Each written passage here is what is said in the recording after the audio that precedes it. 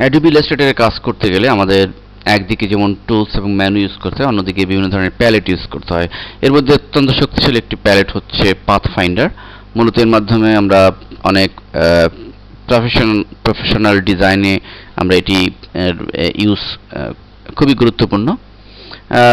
বিশেষ করে আমরা যখন লোগো, মনোগ্রাম ইত্যাদি তৈরি করব, সেক্ষেত্রে কিন্তু আমাদের পাথফাইন্ডার অত্যন্ত গুরুত্বপূর্ণ ভূমিকা রাখবে। আমরা স্টেজে কয়েকটি প্রজেক্ট করেছি, দেখুন এগুলো দেখলে আমরা বুঝতে পারবো। সাপোজ আমরা যদি একটা চাঁদের অবজেক্ট তৈরি করতে চাই, ধরুন একটা চাঁদ ক্রিয়েট করতে চাই, তাহলে কিন্তু আমাদের পাথফাইন্ডার লাগছে। বা এক ধরনের জার, আমরা এই ধরনের একটা জার যদি ক্রিয়েট করতে চাই, অথবা নিচে একটি লোগো তৈরি করেছি, দেখুন যে এই ধরনের যে ব্যাকগ্রাউন্ডের সাথে সাদা বি লেখাটি সাদা মিশ্রিত, এবং স্টারের নিচের ভিতরের অংশটুকু সাদা এবং নিচের অংশটুকু কিন্তু নেভি ব্লু, এই ধরনের লোগো তৈরি করা।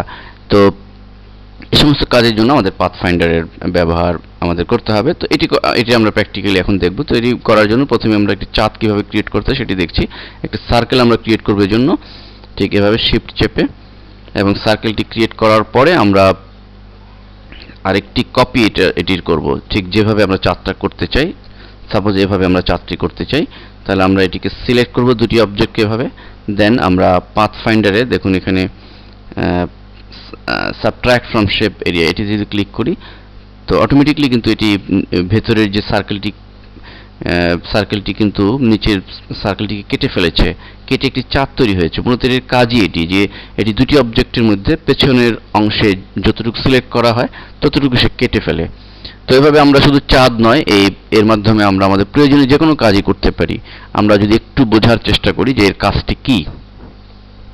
অ্যান্ড সেকেন্ড হচ্ছে আমাদের এই জারটি তৈরি করা। দেখুন এই জারটি যদি আমরা তৈরি করতে চাই, তাহলে আমরা একইভাবে প্রথমে একটি সার্কেল ক্রিয়েট করব, ফিল কালারটি নন করে স্ট্রোক কালার শুধু রাখবো। আমরা একটি জার তৈরি করছি এবং আমরা এর স্ট্রোক একটু মোটা করে দিচ্ছি। এটির স্ট্রোক আমরা দিচ্ছি 4। তো আমরা একটি সার্কেল ক্রিয়েট করলাম এবং সার্কেলের সাথে উপরের যে এটি করার জন্য আমরা একটি রেক্ট্যাঙ্গেল ক্রিয়েট করব। তো আমরা একটি রেক্ট্যাঙ্গেল ঠিক এভাবে করে, এবং আমরা দুটিকে অ্যালাইন সোজা করার জন্য দুটিকে এভাবে সিলেক্ট করব, এবং এই পাথফাইন্ডারের পাশেই যেটি রয়েছে অ্যালাইন, তো অ্যালাইনের আমরা ঠিক সেন্টার যেটি রয়েছে হরিজন্টালি সেন্টার, এটি ক্লিক করলে আমাদের এটি অ্যালাইন সেন্টার হবে। এরপর আমরা দুটিকে সিলেক্ট করে আমরা জার তৈরির জন্য আমাদের এই পাথফাইন্ডারে ক্লিক করে পাথফাইন্ডারের প্রথমেই দেখুন একটি অ্যাড টু শেপ এরিয়া, তো এটিতে ক্লিক করব। ফলে দেখুন অলরেডি দুটি সমন্বয়ে একটি জার তৈরি হয়েছে। মূলত এর কাজটি কি? এটির কাজ আমরা বুঝলাম যে এর কাজ হচ্ছে দুটি অবজেক্টকে মিলিয়ে ফেলা। অর্থাৎ এই বাটনটির সাহায্যে বা এই টুলটির সাহায্যে কিন্তু আমরা শুধুমাত্র যে জার তৈরি করতে পারি তা না, আমরা এই ধরনের যে কোনো কিছু তৈরি করতে পারি আমাদের প্রফেশনাল কাজে। আমরা একাধিক অবজেক্ট নিয়ে যখন কাজ করব, একাধিক অবজেক্ট দিয়ে যখন একটি অবজেক্ট আমরা তৈরি করব, সেক্ষেত্রে আমরা এই কমান্ডটি ইউজ করতে পারি। এরপর আমরা আমাদের আমরা ইচ্ছে করলে জারের ভিতরে যে কোনো কালার আমরা অ্যাপ্লাই করে ফেলতে পারি। অলরেডি একটি কালার আমরা অ্যাপ্লাই করেছি এরকমভাবে। এরপর আসুন আমরা এই যে লোগোটি তৈরি করেছি, এই লোগোটি তৈরির জন্য আমাদের কি করতে হবে? এই জন্য আমরা রেক্ট্যাঙ্গেল, যে রাউন্ডেড রেক্ট্যাঙ্গেল যেটি রয়েছে সেটি আমরা তৈরি করছি, এবং এখানে আমরা একটি লেখা যদি লিখি, সাপোজ আমরা এখানে লিখলাম এ, তো এই লেখাটি আমরা লিখছি এবং এই লেখাটি একটু বড় করে দিচ্ছি।